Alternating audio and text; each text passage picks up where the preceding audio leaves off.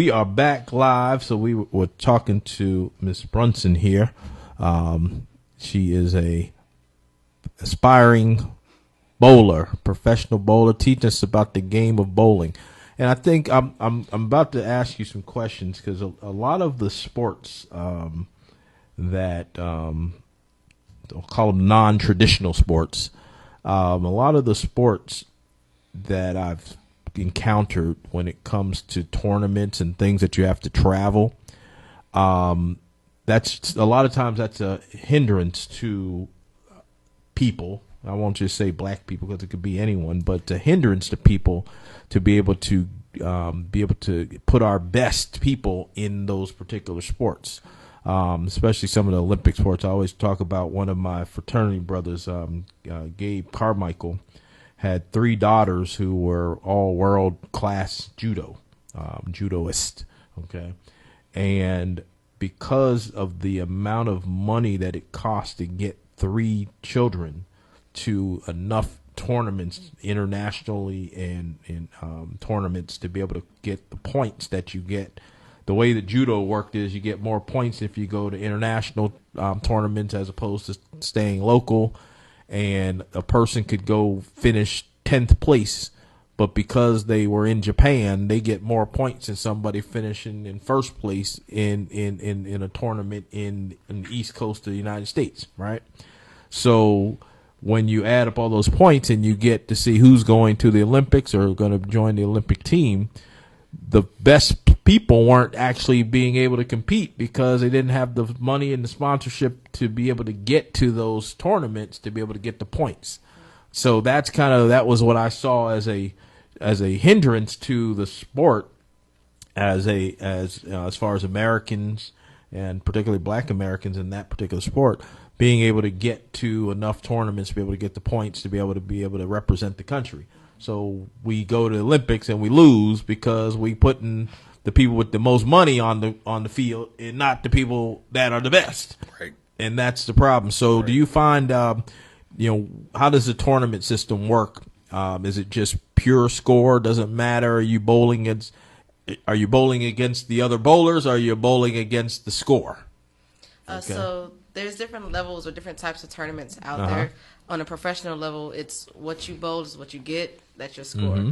But as you said, a financial standpoint, you have to fly to the tournament. You have to register for the tournament, pay the entry fee, your hotel, your rental car. So after a while, it does add up. And some of these tournaments are a week long. Some are 2 or 3 days, and some is just 1 day. Mm-hmm. So financially, to get a flight, a hotel, or rental car just for 1 day, you kind of outweigh the pros and cons for that one.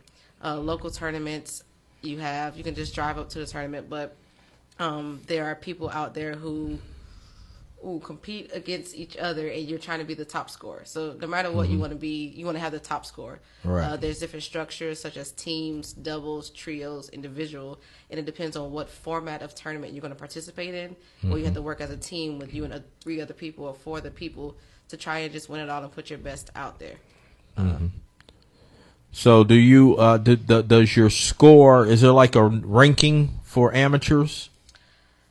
There's not a ranking for amateurs, but I believe the best way I can kind of answer your question is handicap. Okay. There's a handicap that allows everyone across the board to be even. It puts you on the same playing field. So I have a 210 average, and maybe you might have a 170.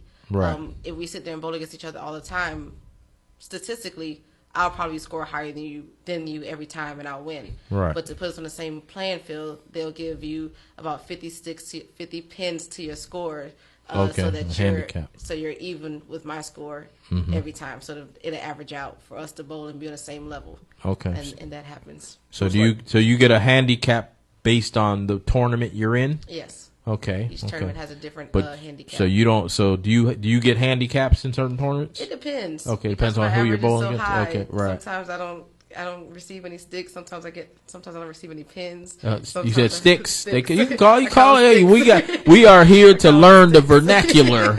Okay, we want to learn the vernacular of the professional bowling. So you here to educate us. So is there when you talk handicap, I try to draw parallels. So I'm drawing a parallel to golf. Right? I like to golf. So my home course, I may have a 8. Okay. I may be up a 8 handicap, but usually that handicap goes up when I travel because I'm at home. Just like he asked you about your home lane, right? So if I travel to a different course, and depending on the slope rating, meaning how difficult that course may play, Okay.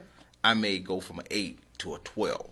Okay. So is that similar, or does it just travels? Your handicap travels in the same mode that it does, regardless where you go. Sounds like it's different. She said she don't get a handicap sometimes, some tournaments. So, Right. So depends. If you scratch, Yeah, so it depends. Like I said, it depends on the tournament and the structure of the tournament.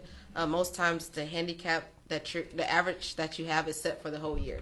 You set it during your winter league for 36 weeks.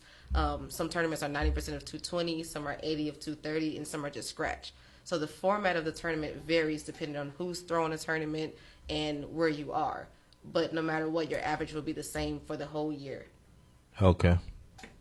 So it doesn't matter what slope you go to or what course you go to. If you're a 6 at home, you're a 6 no matter what. you're 6 on the road. You're a 6 everywhere you go for that year because that was your average. That's what, no matter where you went or where you bowled, that was your average across the board. But there's no standard to getting a handicap in a particular tournament. No. Okay. Give or take. Give or take. It's kind of sounding a little fishy here. It just varies. They want handicap bowlers to, in many tournaments, they want handicap bowlers to participate. If we go bowling all the time and you know I'm a better bowler than you, are you going to want to bowl every time if I'm beating up on you and winning all the money? No. So they want you to Have a chance. Have a Get you a chance. chance. So they promote a higher average, a certain percentage of the average, and be based on that average is how many pins you would get added to your score to give you a chance. Mm-hmm. So at this point, where do you think you need to be to go pro?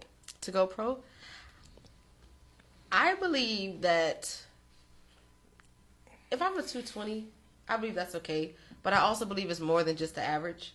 I believe it's the skill set, it's the understanding of the lanes, it's how you interpret and read the transitions. I believe it's so much more than just the number.